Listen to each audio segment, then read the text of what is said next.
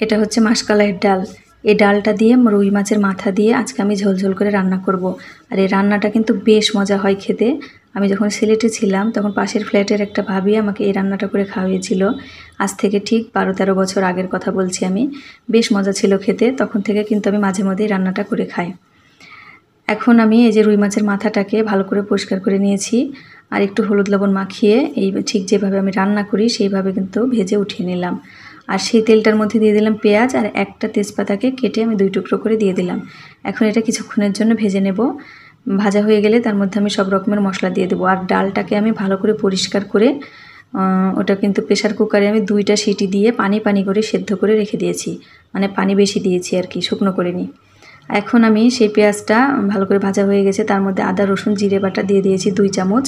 আর দিয়ে দিলাম এখন হলুদ গুঁড়ো, আর দিয়ে দিলাম ধনিয়া গুঁড়ো, আর দিয়ে দিলাম মরিচ গুঁড়ো। সবই কিন্তু আমি হাফ চামচের একটু বেশি করে দিয়েছি। আর দিয়ে দিলাম পরিমাণ মতো লবণ। লবণ কিন্তু পরে লাগলে দেওয়া যাবে। এখন একটু পানি দিয়ে খুব ভালো করে কষিয়ে নেব। যে যেখান থেকে আমার ভিডিওটা দেখছেন সবাইকে অসংখ্য অসংখ্য ধন্যবাদ। অবশ্যই একটা কমেন্ট রেখে যাবেন আর ফুল ভিডিওটা অবশ্যই দেখবেন। এখন নেড়েচেড়ে ভালো করে কষিয়ে নিচ্ছি। কষানো হয়ে গেলে সেই মাছের মাথাটা আমি এই মশলাটার মধ্যে দিয়ে দেব। দিয়ে আবারও কিছুক্ষণের জন্য আমি ভালো করে কষিয়ে নেব।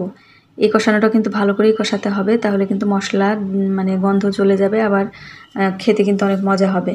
এখন একটু পানি দিয়ে দেবো আমি, মাছের মাথাটা যেন ভালো মতো সেদ্ধ হয়ে যায়। সেদ্ধ করে নিয়ে একদম মশলাটাকে আর মাছের মাথাটাকে আমি ভাজা ভাজা করে ফেলবো।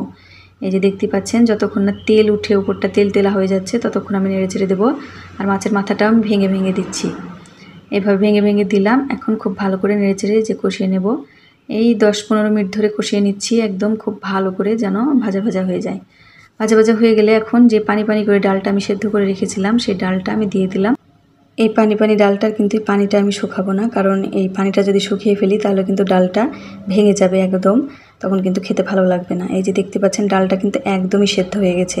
এখন এই পানির মধ্যেই আমি আর একটু পানি দিয়ে দেবো, কারণ এই ডালটা যদি আমি এভাবে রেখে দিই তাহলে কিন্তু শুকিয়ে যাবে, তখন ভালো লাগবে না খেতে।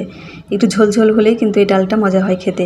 আর আমরা কিন্তু রাজশাহীতে এই কালাইয়ের ডাল দিয়ে রান্না করি না, এটা মুগ ডাল দিয়ে রান্না করি। আর ওই ভাবির কাছেই আমি কালাইয়ের ডাল দিয়ে খেয়েছিলাম, তখন থেকে কিন্তু আমি কালাইয়ের ডাল দিয়ে এই রান্নাটা করে খাই, আর বেশ মজা হয় খেতে। আর এখন এই সবার শেষে কিন্তু আমি এই যে গরম মশলার গুঁড়ো ছিটিয়ে দিলাম হাফ চামচ। এই গরম মশলার গুঁড়োটা কিন্তু দিবেন, তাহলে কিন্তু মানে সেন্টটা এত সুন্দর আসে, খেতে কিন্তু অনেক মজা হয়। আর কিন্তু কোনো কাজ নেই, এখন কিন্তু চুলাটা আমি বন্ধ করে দেবো, কারণ এরকম ঝোলঝোলি রাখতে হবে। এটা যখন ঠান্ডা হবে তখন কিন্তু বেশ গাঢ় গাঢ় হয়ে যাবে। যারা ফুল ভিডিওটা দেখেছেন সবাইকে অসংখ্য অসংখ্য ধন্যবাদ। অবশ্যই রান্নাটা একদিন করে খেয়ে দেখবেন, এটা কিন্তু বেশ মজা হয় খেতে।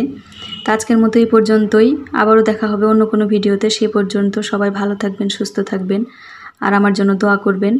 আসসালামু আলাইকুম।